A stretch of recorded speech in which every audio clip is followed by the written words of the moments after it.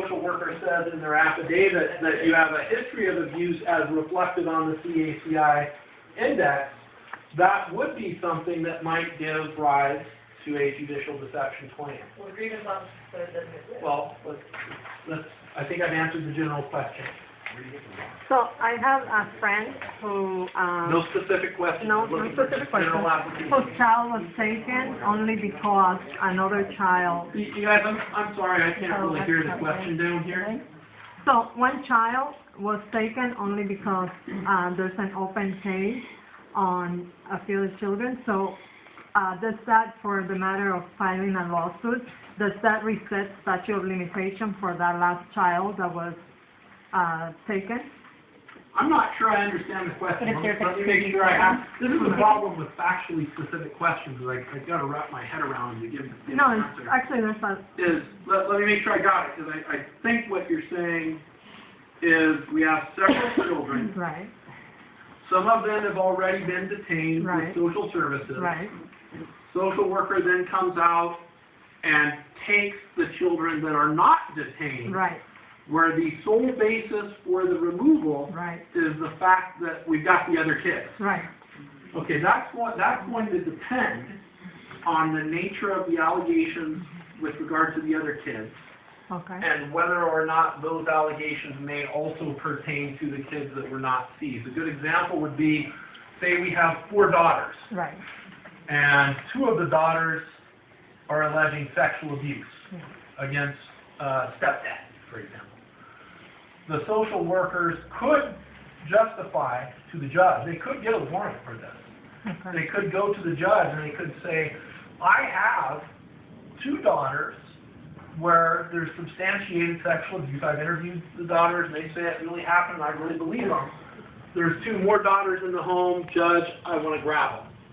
The judge would probably grant that warrant. Now, if she didn't apply for a warrant, she just says willy-nilly, I've got 2 daughters in the home, it's substantiated, they're saying they're abused, I'm going to go out right now and grab those 2 other kids. That may or may not be a justified removal. It depends. For example, and there's a case on this, it's May v. I don't know, it's in the outline, but the case is May. And essentially what the idea is if we know that, let's use sexual abuse as an example.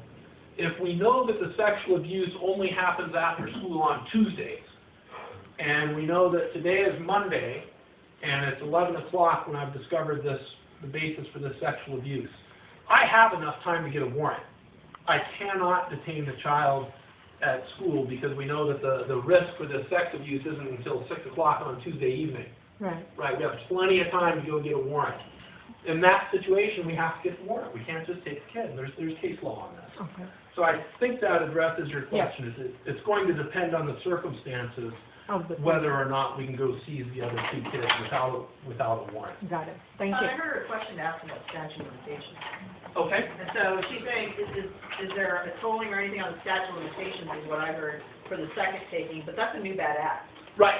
The second taking would be a new bad act, so the statute of limitations is going to, if we know that along the timeline, the statute of limitations is going to run from the last bad act that we're going after, then the second taking, you're right, that's a new bad act, a new statute of limitations, everything starts anew for that child, and on the 14th Amendment side for the parent. Right. Hold on, hold the thought. Unless the social worker file an affidavit with the warrant. Yeah, every warrant has to be supported by an affidavit attested to So under penalty of perjury. if you couldn't find it, that's just because you. If you couldn't find it, it's probably because they're hiding it from you. We face this, and that's actually a good question, it brings up an interesting point. We face this oftentimes in our litigation where we're going after judicial deception in the obtaining of a warrant. That's where they lie in the affidavit to get the warrant. They will cough up the warrant itself freely. Yes. To actually get the affidavit, you may have to go to a judge several times to compel them to produce the underlying affidavit. There's only one, at least in my view, and that's just opinion, there's only one reason that they're hiding the damn thing, and that's because they know they lied in it, and that you're going to shove it down their throat. But that's besides the point. The point is they have to have an affidavit of warrant. You're probably gonna fight to get that. They're probably not gonna just cough it up. On the warrantless removal, once they take a child from you, whether you're the guardian or the parent, as long as you have legality to that child, do you have a right to go before the judge on whatever they're saying against you? Or can they keep you completely out of all those hearings? All right, let's get into a sort of dicey area first. Under federal law, until fairly recently, as the guardian, prospective adoptive parent, grandparent, de facto parent, whatever it is, unless you're a bio parent, it was not clearly established that you necessarily had rights to continue to retain the child, custody of the child without undue government interference. So that's the first thing, but that's sort of clearing out and developing. I'm just going to assume, for purposes of answering your question, that we have some sort of legal right to the child, okay? I think I might have lost this 10 or 15 seconds. If they're trying to say that with the grandparents for 6 months. if they're trying to say that they took the child away from you for whatever reason, do I have a right to go before a judge and say no? Yeah, this is the problem, and there is a distinction. If you're the bio parent, you absolutely have a right to be there because you have a clearly established statutory and based on case law right to continue custody and care of the child.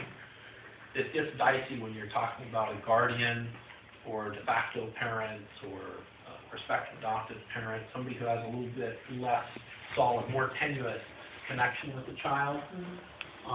My gut feeling, and this is probably a better question for either Lauren or Nicole, unfortunately, who couldn't make it, but my gut feeling is that as a legal guardian, if you have court orders to that effect, you probably have a right to participate in the detention proceedings. When they lock you out of a courtroom and a little bailiff stands there and says, you're not allowed in, you cannot come into this hearing, and they let the father and the girlfriend come in. Is that legal? Yeah, it's, my answer doesn't really change. That's something that would be specific and it would need to be directed at somebody like Nicole. Can I add one thing to this? The child was residing for more than 6 months. Oh, no. Yeah, it's going to depend. Like, for example, on a prospective adoptive parent where you've had the child for more than 6 months, you develop custodial rights, but they don't rise to the level of a protected constitutional interest or protected constitutional interest. So that's really better tailored to a dependency attorney. Can you ask a statute of limitations question? The second bad act, the statute of limitations, so if they put the alleged first bad act in the detention report, would that start polling again? Okay, that's interesting. So you have a first bad act, let's say it happened like 2007. Yes. And they set that out in the petition, and they went through a trial and everything else, or maybe there was a plea deal or whatever. It was fake, but it's fine, yeah. Well, whether it was fake or not, there was some resolution Okay. in the earlier dependency proceeding. Okay. Now there's, within the statute of limitations, right, there's a new allegation, Yes.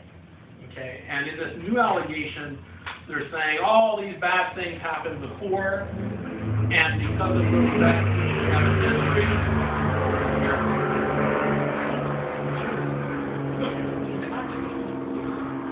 and because of that history, Judge, let us continue to detain these kids on this second petition, right? Yes.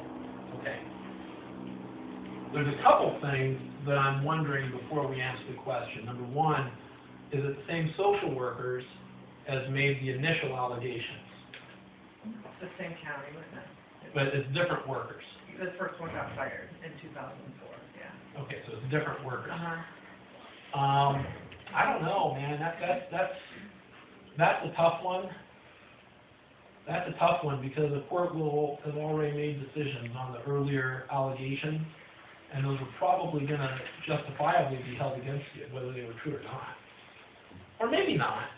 I don't know. I would have to think about that and look at it pretty closely. I could probably, if we spend enough time noodling it out, I can probably figure out a way around it. Earlier in the day, I sort of lectured you guys about how I can't, I won't, I can't do it, it's impossible, it's not the way to solve any problem. And as I'm sitting here thinking about it, I'm thinking there probably are things that may not necessarily work that are worth a shot, so I wouldn't give up on it. Wow, thank you.